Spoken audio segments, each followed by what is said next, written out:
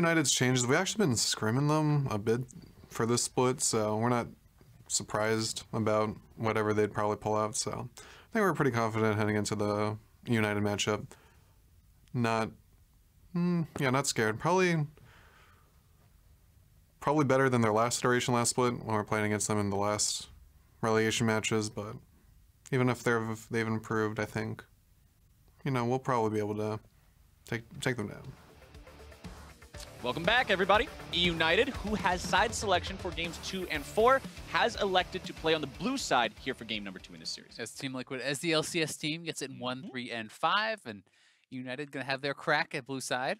We'll have to see if that changes the way they can play the game a little bit. It might change the way they do the draft. Last time we said they had a pretty coherent draft, which was impressive in itself because that is an area that a lot of teams, Challenger and LCS, both struggle in, but they just were not able to execute the way they needed to. And it was a very close game. Honestly, although the fact was that TL closed out the game very quickly once they got a lead, I really do think that eUnited was moments away from being able to take that over. Had they won that mid lane fight, had they executed a little bit more cleanly, they may have been the ones securing the Baron. They may have been the ones taking the game, or at least putting themselves in a spot where they could do it. So they obviously can match up well against Team Liquid as far as the actual team fighting is going, as far as the laning is going, but macro story was very different. TL looked a lot better out on the map. Their rotations were better. They were pressuring turrets more heavily. And that makes you very worried for eUnited if their lanes ever lose.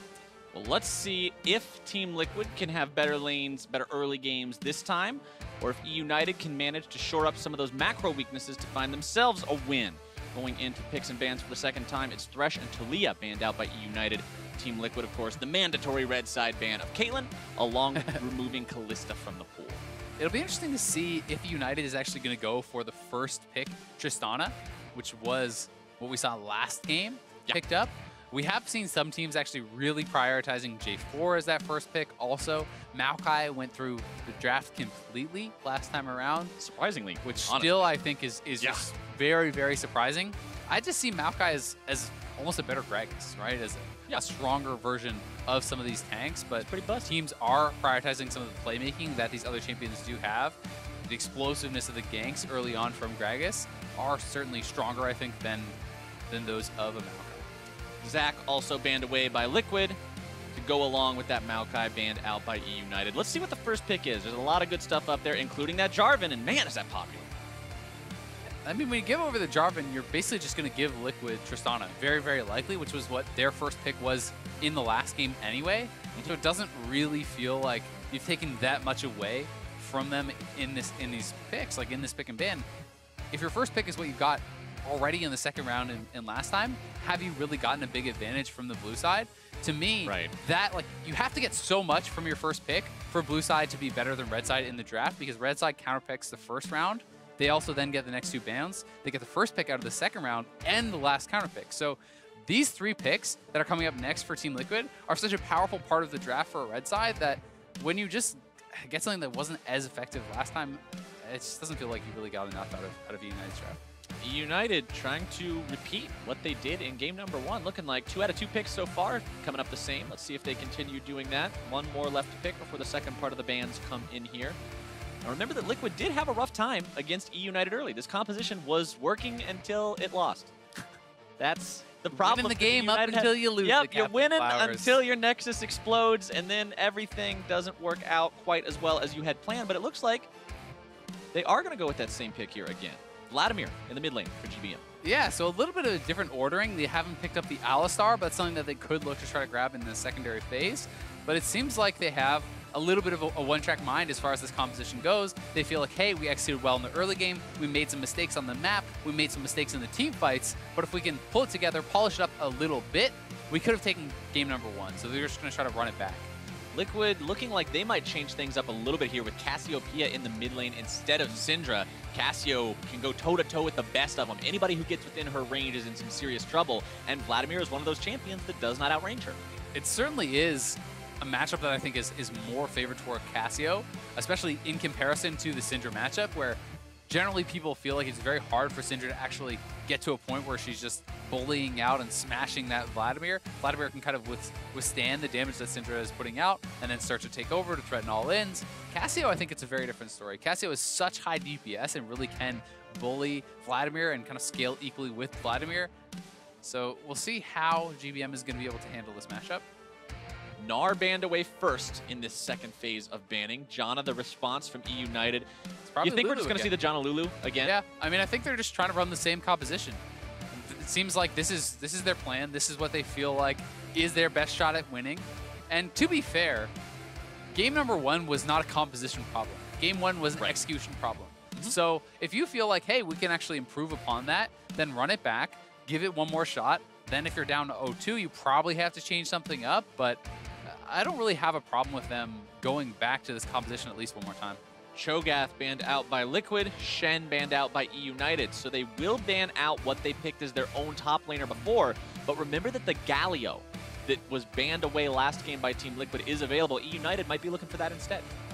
Some of the bans do seem a little bit arbitrary as far as Maokai went through the entire first draft. They're now worried about that. Cho'Gath got through the entire first draft. Now they're worried about that. Cho'Gath is not even something that was shown a single time by Licorice in, well, actually it was shown a couple times. Maokai, however, was not played whatsoever. So it'll be interesting to see what support they're actually going to go for, and if they are going to try to keep it as similar as possible. They can still go for the Alistar here if they want to run back that composition. They will have to lock in a different top laner, but we now know that it is Gragas top as well as the Rek'Sai jungle, so it is a bit of an adaptation here for Dardoch NTL, and I do feel like Rek'Sai is more of that Dardoch style champion that you're expecting him to play, because it is very aggressive early on, it's very powerful early on, and it can bully out and take over in the jungle. eUnited will take Poppy into that top lane Gragas matchup, so they'll be playing the champion that their opponents did last time, as well as grabbing the Braum in the bottom lane. Not nearly as much initiation power as the Alistar. We could see Lulu here for Team Liquid if they want to go for that, because that wasn't actually banned out this time around, and it probably will be the Lulu. Yep. Lulu in combination with the Tristana is ridiculously powerful. Plus, they also have another hyper carry to protect in this Cassio. So I really do like Team Liquid's draft quite a lot. There's so much damage in the Cassio and the Tristana. Yes, it's always going to be important for your Tristana to be doing well, but unlike Syndra, Cassio can actually slaughter tanks also. So they have two people who can really deal with the front line, as well as some pretty strong disengage, some pretty strong peel for TL. So this is a composition where they're just trying to actually disengage the dive and then just kill whatever is in front of them. Plus, the Lulu is one of those ardent sensor champions. Everybody in recent couple of weeks has suddenly discovered this item is busted. It gives you an extra like 60 or 70% gold efficiency with the passive for every champion you put it on, and it's completely nuts. And having that for a Tristana, it's so strong. I really do agree. And one of the problems with eUnited also is in the 2v2, where they struggled last time early on, where they got pushed in, where they got bullied out, they're going to have similar issues. Because very similarly to Alistar, Braum does not have strong trading in lane. You know, when you're up against a ranged support and this Tristana, you're going to get pushed in, you're going to have the turret under fire, and unless Braum wants to try to challenge for an all-in, which is going to be very hard to do as a Braum Sivir lane, you really can't trade back that much. So you're kind of just giving up the bot lane pressure, you're accepting that you're going to be shoved in, you're accepting that your turret is going to be threatened, and you can look for ganks to punish that, but you have Dardoch now on a very, very powerful early jungler who can look to match that or even set up his own plays. And I want to see what Dardoch can do on this champion. Remember, he's recently come back to Team Liquid. They're playing him now along with Mickey. These two, they see them as the answer to Team Liquid's woes, at least right now. We'll have to see if they can come through, take this to a 2-0, bring us to match point, or if eUnited will be able to fix those problems, like you said, the execution issues in game number 1 that they experienced, that one team fight that you brought up, where they failed to kill the Tristana. It could have been a whole different world if that didn't happen. Matt's actually face checking though. He's gonna get the Braum passive stun. Really bad news, getting himself taken down to about half, but not enough people there, so just walks away. Not as bad news as I thought it was. Had Deftly also been there, that probably would have been a summoner, if not a kill. But the fact that Deftly was not there and that Zeyzal does not have Ignite, they didn't want to fully commit to it. You know, with GBM's Ignite, it would be pretty costly. Either way, they do at least stop vision going down. Do you want to point out that Zeyzal did go for Exhaust over Ignite this game, so they took out some of that kill power for more of that damage reduction, especially up against somebody like you said with the Cassiopeia. You just might need it to keep that front line alive. Yeah, it's certainly a powerful summoner. One thing you will say is it can be difficult to sometimes get the right exhaust down on these champions if you are having to actually position to try to get in. It's not like there is an assassin who's diving that you really want to exhaust. Unless Dardoch is building very heavily damaged, then he's going to be an easy target. You don't have to move forward to get. But if Piglet and Mickey are positioning themselves pretty far back, it could be tough for Zeyzal to actually find that exhaust. Look at that fan vote. 73% faith in eUnited here in game number 2. Must have been impressed by that early game performance last time around. Remember, eUnited was 5-0 at one point in this game before the first kill went over to Team Liquid, so... And they are running essentially the same composition. Yes. Or very close to it, right? Yes, they have traded out the Shen for the Poppy, but they're running a tank support, a tank top laner. They're running the same kind of 3-man core of Vladimir, Sivir, and this J4. So they are looking to do the same sort of game plan. You try to bully out lanes, you try to hard engage, you try to set up plays. Whereas TL, I think, is probably more comfortable to sit back and farm this out and perhaps play a more measured game. Mickey, not exactly the bully that Cassiopeia sometimes is in the first couple of levels. Instead, finding himself on the losing end of some of those early trades. And just going to need a little bit of time to regain his composure here in this lane. Heal up with those Corrupting Potion stacks that he's already consumed all of, by the way. So with all the Corrupting Potions gone, Mickey's now essentially no items in mid lane. GBM can definitely find an advantage here, considering he's got both potions still. Yeah, that is pretty surprising to me. And it's often why you see people actually prioritizing champion damage over just the minion push. But he may be trying to set something up as Dardoch's going to be coming in. Good pool, though, from GBM. Nice reaction to escape the knock-up there from Dardoch, avoid most of that damage. GBM has actually been sidestepping these Qs very, very well also. If you actually can't land the poison, it's very hard to trade forward as the Cassio. So nice early laning from GBM. We'll see if they can actually get anything from that. For now, Mickey still, despite the fact he doesn't have any more charges, if he's not actually taking the harassment, if he's not getting pressured out, won't be a big deal. And Dardoch looking for round 2. Dardoch and Dandy will find each other, though. Dandy a little bit lower on HP. Him. Yeah, Dandy's only got 70% health versus a full HP Dardoch Rek'Sai. Not really a fight you want to be taking. Definitely not. And just the fact that in general you would expect, even on even health, you would expect the Rek'Sai to be able to win that fight. Right. Matt and Piglet pushed up here in the bottom lane. Tristana versus Sivir, same matchup we saw last time. Deftly was putting in a lot of work on the Sivir in game number 1, was sitting on 4-0-1, I think, before the game ended so abruptly, which is a very good sign for eUnited, considering what you said in the game number 1 pick and ban lobby about how he needs to get off the ground, how the Sivir is so important to this composition for the damage. He's so much of a share of actually being able to kill the enemy players. He needs to make sure that he's getting fed, that he's the one who's being given those resources. They did a good job of that last game. They do have less options to make those plays on bot side while they can TP Poppy down.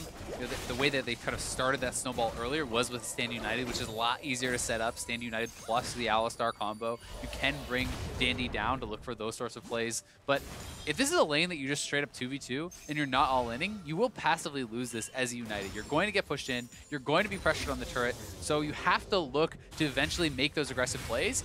Braum provides great gank assist, but does not provide great passive laning. It's either an all-in or it's nothing. Dandy walking up and stealing the big chicken away from Dardoch. He's behind Mickey now, too. Mickey needs to show some respect to this. Ghost popped, so it's just a free summoner spell. Dandy's like, all right, came in, got that one, getting out. Yeah, nice little gank there from Dandy. Just simply walks in, puts on that pressure, gets a free summoner, and he's not going to overcommit to that. So little bits of pressure like that are always a good option because it doesn't really cost him anything. And just the fact that Mickey was not playing close enough to the bot side of the map, even though he knew where Dandy was, means he does lose one summoner. Mickey slithering away here from GBM. Very little mana left on this Cassiopeia, so doesn't want to risk any super big fights, especially that close to GBM's turret. Remember that in the 1v1, GBM with that Ignite will still have an advantage in stopping some of the Cassio healing, getting the extra burst down as well. Ghost is amazing for Cassio to get yourself around and really have the mobility that the champion lacks, but at the same time, doesn't give you that 1v1 power. Yeah. Unless you really are ahead, and then you can kind of just use it to chase people down and just burn them out in that way. And you know, the 1v1 power from Ghost is much more reliant on being able to dodge things, on being able to position exceptionally well. Dardoch finding Deftly now. These two just constantly trading positions of power in the jungle.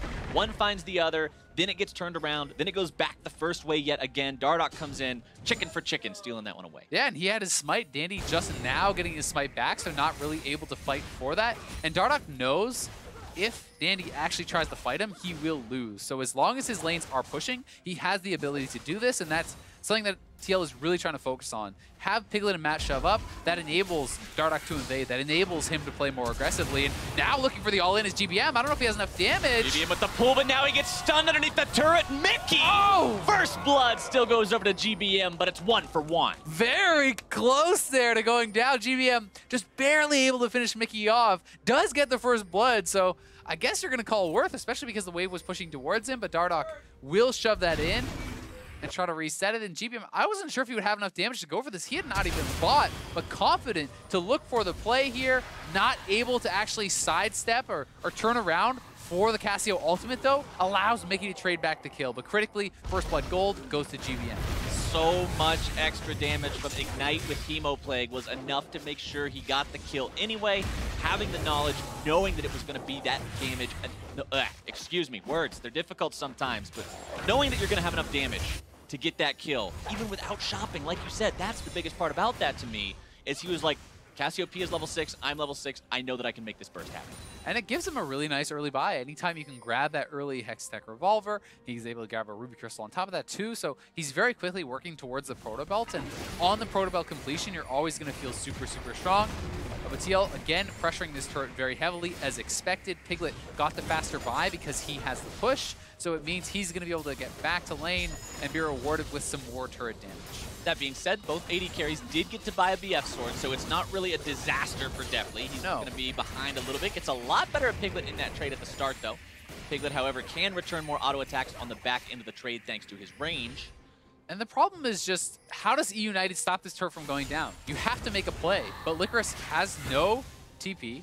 He's not able to come down. Dandy could look for a gank, but it is fairly telegraphed, and TL has done a good job getting pretty deep vision in and around the map, so it's one of those things where eUnited knows they're going to lose their turret soon, but they have to react. And how can they actually set this up properly to turn it around? Because the only way they stop their turret from going down first here in the bot lane is by performing an all-in, is by pulling off a play where they can then run up and knock down the turret, or they can get an all-in on the bot side and get the Infernal, which would be a really big turnaround in the game. Yeah, that's one thing I was about to point out too. Last game, Drake #1 was Cloud. Not really the highest prioritization. Teams won't risk a lot for it.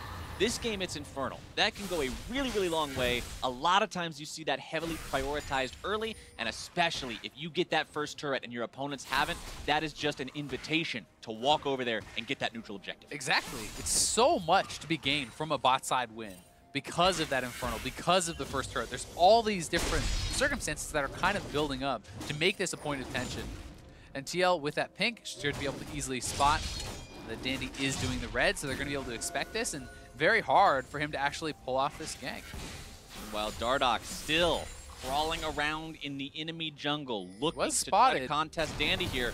Sees him, sees a pink ward as well.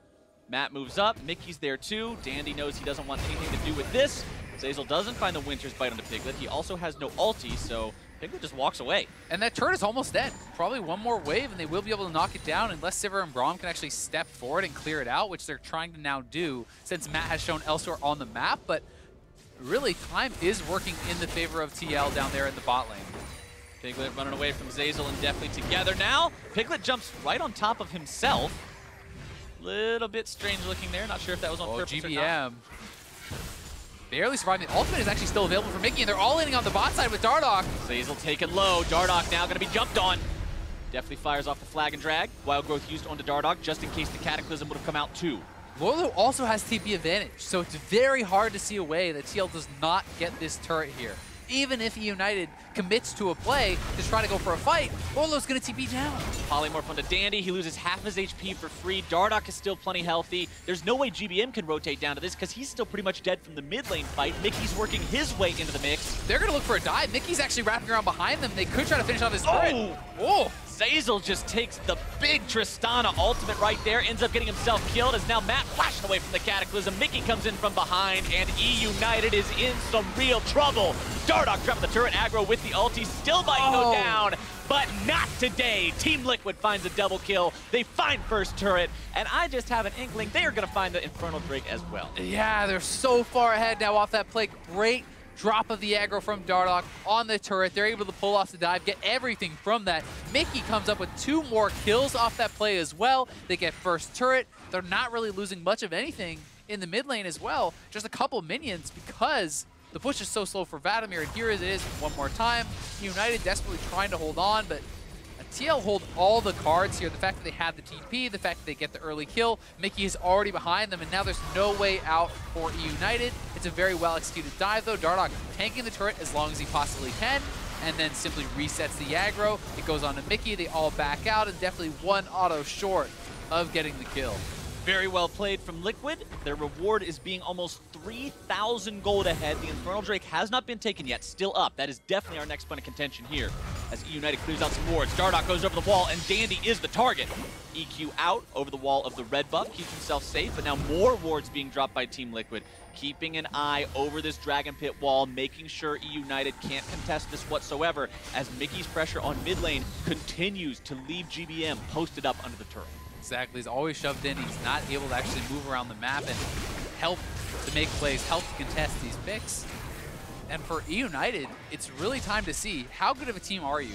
They weren't able to keep up in the macro play, even with all the early kills going their way last game. Now they have lost their lanes. Now there is an Infernal looking like it may be going over to TL. Can they actually play from this sort of position? They keep finding the pool from GBM, getting that away. And then some more damage on the back end of it as well. Red buff on this Cassiopeia also means more regeneration. And the auto attacks have that nasty true damage burn if he lands them. Now Dardoch gonna be hit by the EQ combo from Dandy, gets some damage of his own. Wild Growth gonna be keeping him alive. TP's coming in from both top laners. We could see one hell of a fight as Lourlo comes in first. Licorice right afterwards. Steadfast Presence not really going to be doing a lot on that one. Body Slam still connects anyway. And Piglet right back to bot lane. He's going to be shoving this in. United need to force something here or they're going to be losing pressure on the bot side. We know that last game the same sort of situation presented itself around that Baron, but they're not able to actually start up a fight, so Piglet simply able to shove in the wave and get back over to his team and still maintaining the priority on that Infernal. TL has the vision around there. They have the inside track. But the response from eUnited is going to be trying to pressure this mid lane turret. Licorice is caught out, though. Piglet finding some damage onto him through the Buster Shot as well as the auto attack. Now trying to kite backwards. Big cast into the middle of multiple people. Licorice nearly taken down, and Piglet's going to be finding the first kill in this fight. Zeyzal drops his number 2. GBM looking to take him down, but cannot do anything.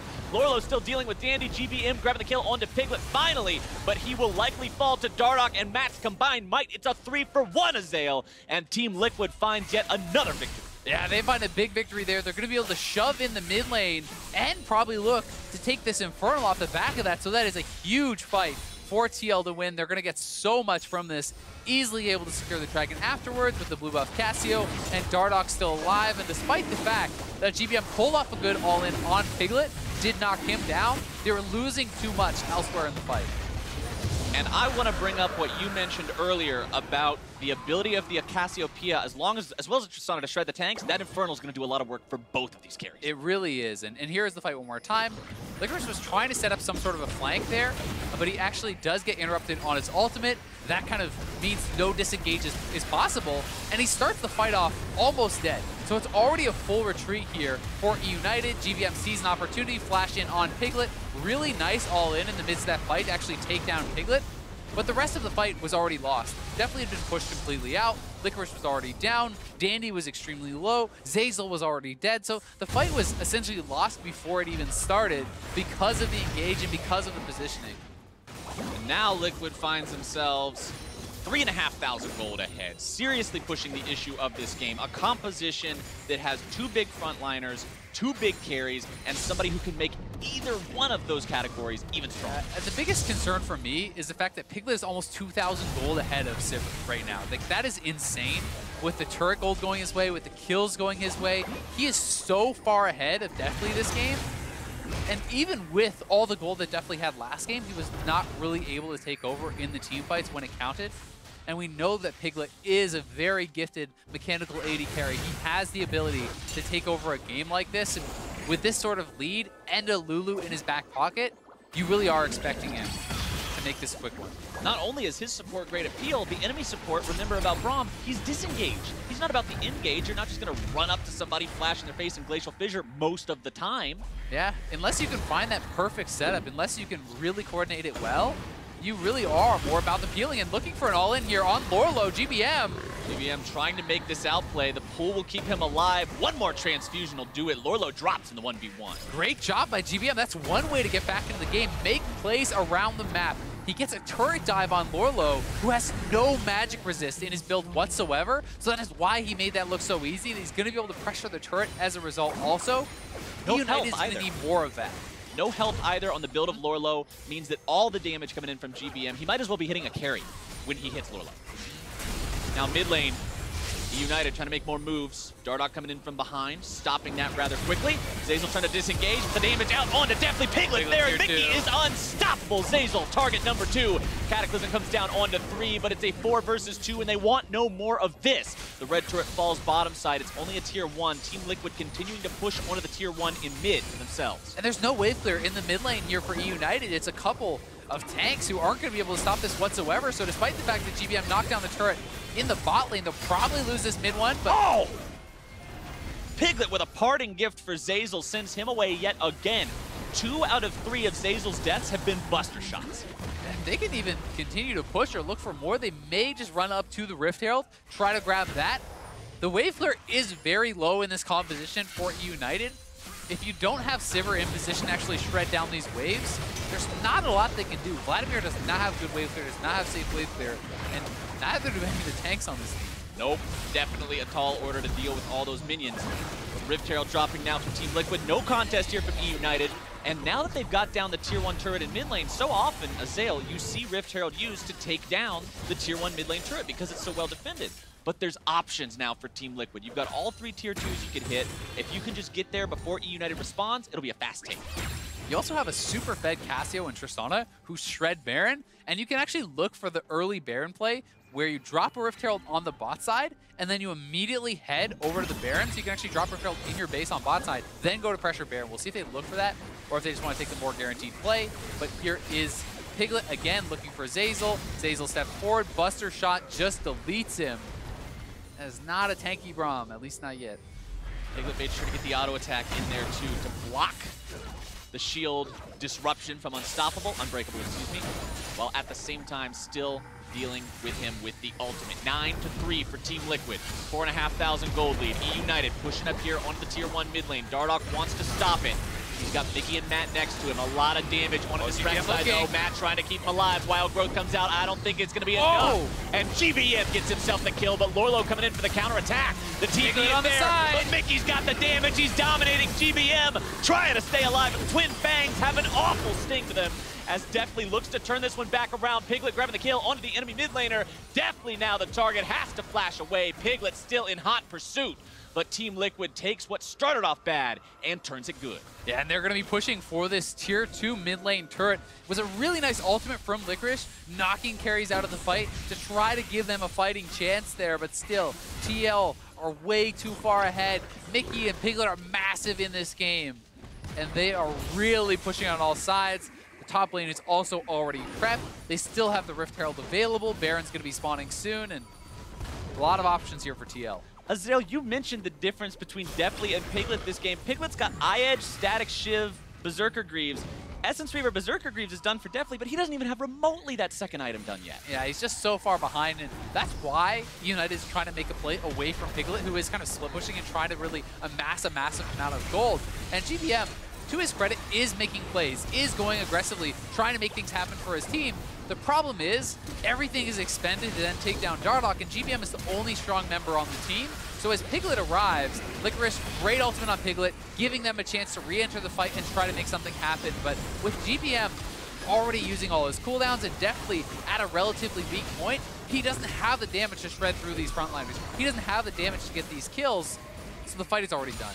Which is exactly the difficulty we talked about with these types of compositions. The Vladimir now having to run away from the Tristana in a 1v1 because Piglet is so fed. And it's also why you saw such a priority on armor over magic resist for both of the tanks. That's why they're itemizing towards it, because they know all right, great. GBM uses everything on me and he kills me. Well, Piglet and Mickey are dead. We automatically win. Yep. There's no world in which GBM can use everything he has to kill a tank, and eUnited can still win the fight with Sivir behind. Itemization choices like that, just one of the subtleties of being able to properly play your role, right? Being able to say, it's all right if I die, because that means Cassiopeia and Piglet on that Tristana can both do all the work that they need to do. These two are so strong, it doesn't matter that the rest of their team doesn't do any damage. They don't need to. And the Knight's Vow, very smart purchase here from Dardoch, although he hasn't actually used it. So he wants to link up with someone here. We'll see what his choice is going to be. I definitely think either Cassio or Piglet on the Tristana are really good options. Oh my god. Oh no, Deftly pops the spell shield, tries to stay alive right now. Pull out from GBM too. Rift Herald gets channeled because they know the enemy AD carry and mid laner are low, so they're going to create a distraction, and over to Baron, just like you called it, Zeyzal. It's not all the way in bottom lane, but it's enough of a time waster. Yeah, not an ideal Rift Herald. Maybe drop it somewhere else, but either way, they're already on the Baron. Still doing its job. Andy's going to have to look for a steal here. That's their only hope. They knock Mickey out of the fight. That could be what they need. If they go, Piglet of all people secures it. Dandy now in some trouble, going to be shot to pieces as he kills Matt in the process. Piglet grabbing the killing spree onto him. Dardoch taken low, still going to be walking away. A double, a triple for Piglet, and he is running amok this game. Gets one auto attack onto Licorice to slow him down a little bit. Still trying to chase this, but now they've got time to fire onto the mid lane. And they already had all 3 minion waves prepped. This is the superior macro play of TL against the United. Look at top, look at mid, look at bot. All 3 lanes pushing. They're going to be able to buff them all up with the Baron buff and get enormously ahead. Mickey just holding 2 members here in the mid lane. Licorice and Deftly both. Petrifying Gaze not finding the stun onto Licorice there. So he will live to see another day, but Mickey continues to apply the pressure as the bottom lane tier 2 falls. Liquid's turret advantage goes up to 6-1, and they've got 12,000 gold as a lead at 23 minutes. I mean, Piglet just based with 3,200 gold, and he was already hilariously ahead. It's going to be even more hilarious now, Dale. I mean, it's so hard for them to do anything about this. The Baron burn that we already talked about with Cassio and Triss, very, very powerful. Licorice's credit had some really good ultimates. Knocking Mickey out of the fight gives them some hope they can get something done, but the fact is, Sivir's not even there. They don't have any frontline threat, so Piglet and Mickey untouched, no one can get to them, and that means there's no chance to ever win the fight. One thing I want to point out in that fight, Dardoch smited early, Dandy didn't smite. Yep. Piglet was the one who ultimately secured it. Dardoch's smite left Baron at just a sliver of health. But very unfortunate for eUnited to not find that steal. That was kind of what they were going for. That was the only thing they could hope for, really, to get a chance to come back into this game. But now they're staring down the barrel of 7-1 on both enemy carries. There's just, it's too much of a gold avalanche to come back from. I mean, Piglet has 13,000 gold compared to the 7.7k of Deftly. Yep. That really says it all. There's just almost nothing that they can do when you're this far behind a long-range AD carry. Piglet already has his Rage Pop for the extra life steal. He's on 3.5 items compared to 1.5. This is just not a situation you come back from. Tier 3 turret under pressure. They take it down. Piglet grabbing the credit on that one. Sivir ulti used. Team Liquid not afraid at all. They know if anybody walks up, the Piglet damage is just going to be too extreme. Dandy can't deal with this at all either, and he's the tank. He just lost about half his health from an That's auto, ridiculous. and he is their tank, so it's really looking rough for them. All right, Dardoch tank. Team Liquid just does not care at all. They have ran out of concern to give. Barrel thrown down, Miasma zoning them away. So many tools on this team. Licorice now trying to slam Lourlo back into these guys, but the damage out onto GBM and the rest of the team going to be extreme as Dandy goes in for Piglet, but he can't do anything. Special Tristana delivery comes in. It's a 4-for-1, and Team Liquid finds their fight that'll find them the game and take them up to 2-0. The ace credit goes over to Piglet, and all that's left to do is push the wave into the Nexus. Hey, they got Matt, so you're going to call worth on that one. Lose the Nexus. We got the Lulu. Your Lulu's KDA is messed up now, man. He's 1-2. Well, dominating game number 2 here from Team Liquid, making it look easy against eUnited. And they are 1 game away from winning the series. Team Liquid, a hell of a show in game number 2. Game 1 looked rough at the start. eUnited looked strong. Liquid looked a little bit shaky. Game number 2, it's like they're saying, all right, game number 1 was our warm-up. Here we are. Let's make this fast. I mean, the fact of the matter is, when you draft like this, a losing 2v2, you have to make plays on that side of the map, or you will just slowly lose the game. Yep. TL played very well around it. They had TP advantage on top. They made sure their jungler was there to stop any play that could come out from Dandy, and I think TL just really preempted any move that eUnited wanted to do, and it made it look so easy against them in game number 2. Yeah, TL played it really clean. They played around Piglet. They played around Mickey. And those two, I mean, one death on each of them by the end of the game. Just very well played by both. You got to give some credit over to GBM, though, for eUnited. He's really a guy who is trying to make plays. He was involved in all 6 of the kills. He got some solo kills. He was making things happen, but when you don't have the damage coming out of your Sivir against a composition like this, there's not really much chance to win. So I think it is time to go back to the drawing board for eUnited, maybe draft a little bit more of a well-rounded composition. I don't think that you can just play into Piglet on Tristana and concede lane every time.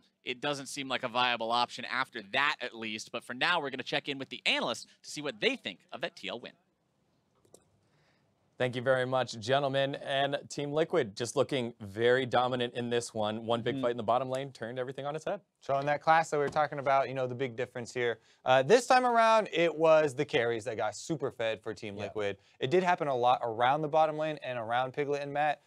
So I think, you know, Piglet especially deserves a lot of credit. Yeah, it's a little bit more of what you would expect from a seasoned LCS team versus an NACS team, and it's not what we saw in Game 1. Right. So Game 2 was just much more in control. We were wondering how eUnited was going to respond to the Baron throw and how they were going to be able to come back from that in Game 2, and they didn't respond well. It's all the momentum the Team Liquid had in the last 5 minutes of Game 1, they had for the entire Game 2. Yeah, and eUnited's going to have to figure something out here. They went back with the Vladimir, Sivir kind of team composition, and both those lanes got smashed on the opposite side.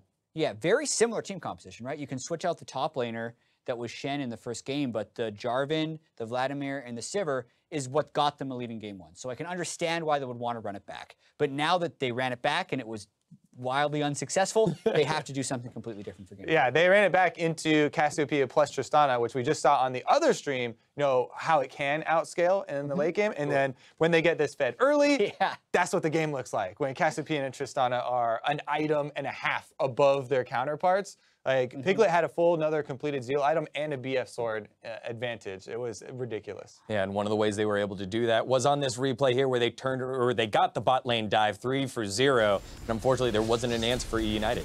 Yeah, and I mean, Piglet just straight up kills Braum before the dive even generates. So Mickey ends up picking up some kills on the backside, but you have to credit the Team Liquid bottom lane for just kind of smashing this lineup. And then the Cassiopeia just gets to walk in and free cast on people who aren't returning any damage. So, I mean, a pretty well done dive and a pretty poor defense of the dive as well by eUnited. But yeah, that was a huge catalyst for getting their lead. So, Cobes, what do they got to do? What do they got to do to get back in it? They're down 2-0.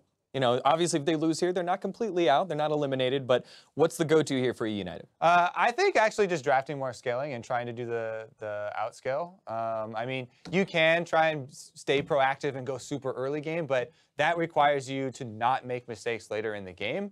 And I just feel like they might have a bigger chance if they just draft for scaling and try and hold out and hope for, you know, those mid-game mistakes from Team Liquid. All right, well, you heard it here first from Kobe. We're going to go ahead and take a step away, but when we come back, we'll have more of Team Liquid versus eUnited. You're watching the final promotion tournament.